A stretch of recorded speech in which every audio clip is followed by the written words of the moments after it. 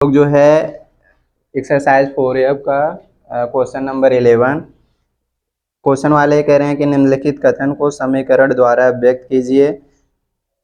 दो क्रमागत धन पूर्णांकों के वर्गों का योगफल 221 है। इस क्वेश्चन में कहा गया है कि निम्नलिखित कथन को समीकरण द्वारा व्यक्त करना है, मतलब इसको सॉल्व नहीं करना है, बस इक्वेशन बना के छोड़ देना है। फिर देखिए नीचे ये लिखा है कि दो क्रमागत धन पूर्णांकों के वर्गों का योगफल 221 है। दो क्रमागत धन पूर्णांकों के वर्गों का योगफल 221 है।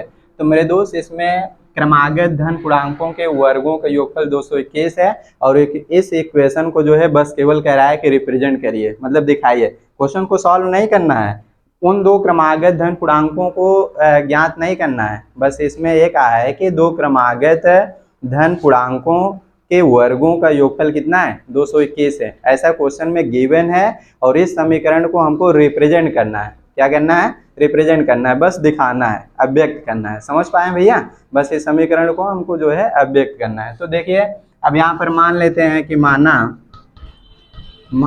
पहले क्रमागत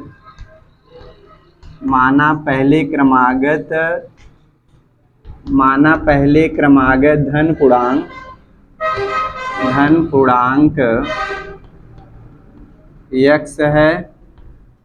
अब देखिए अगर हम ये मान लिए हैं कि माना पहले क्रमागत धन पूर्णांक x है, ठीक है। अगर हम पहले क्रमागत धन पूर्णांक x माने हैं तो इसलिए जो है दूसरी क्रमागत धन पूर्णांक x प्लस 1 होगा। दूसरी क्रमागत धन पूर्णांक x प्लस 1 होगा, ठीक है। क्रमागत का मतलब एकदम क्रम से।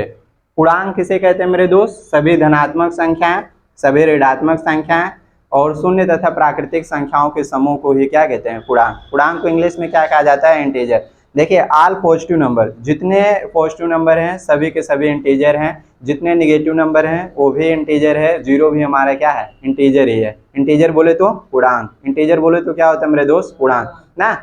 उसका डेफिनेशन क्या है कि सभी धनात्मक संख्याएं, सभी ऋणात्मक संख्याएं और शून्य तथा प्राकृतिक संख्याओं के समूह को ही क्या कहते हैं? पूर्णांक कहते हैं। समझ में आया ना? तो यहाँ पर जो है अगर ये कहा कि दो क्रमागत धन पूर्णांकों के वर्गों के योगफल 221 है और इस समीकरण को जो है बस केवल हमको रिप्रेजेंट करना है, मतलब दिखाना है, अभिव्यक्त करना है। तो हम ऐसे मान लें कि माना पहले क्रमागत धन पूर्णांक x है, इसलिए दूसरी क्रमागत धन पूर्णांक जो है एकदम जब सीक्वेंस कह रहा है, जब सीक्वेंस एकदम क्रम वाइज कर रहा है, अगर x माने तो अगला x प्लस 1 होगा। अब अकॉर्डिंग टू क्वेश्चन, प्रश्न के अनुसार, प्रश्नानुसार, देखिए यहाँ पर हम लिखे हैं अकॉर्डिंग टू क्वेश्चन, प्रश्नानुसार। अब जो हमारा जो है प्रश्न के अनुसार क्या है कि दोनों क्रमागत धन पूर्णांकों के वर्गों का योगफल कितना है? आपका 221 है। पहले क्रमागत धन पूर्णांक क्या है? x है, इसका होल वर्ग। ऐसा क्वेश्चन में क्या कहा जा रहा है कि दोनों क्रमागत धन पूर्णांकों के वर्गों के योगफल। तो पहले वाले का वर्ग कर दिए, अब दूसरे का भी कर दे रहे हैं x प्लस 1 का होल वर्ग, ठीक है, मतलब x प्लस 1 का होल स्क्वायर। अब पहले क्रमागत और दूसरी क्रमागत धन पूर्णांकों के वर्गों का योग बोला है, बीच में प्लस। अब कितना है? 221 है, मतलब इक्वल टू 221 है। इसी चीज को बस हमको क्या बनाना था, बस यही समीकरण को जो है रिप्रेजेंट करना था, दिखाना था, अभिव्यक्त करना था मेरे दोस्त। अब इस इक्वेशन को हमको सॉल्व नहीं करना, इस इक्वेशन को हमको सॉल्व नहीं करना है। यही आपका इक्वेशन आ गया, that's all, this is the answer. ये सुंदर सा प्यारा सा जो है आपका इक्वेशन केवल बन गया।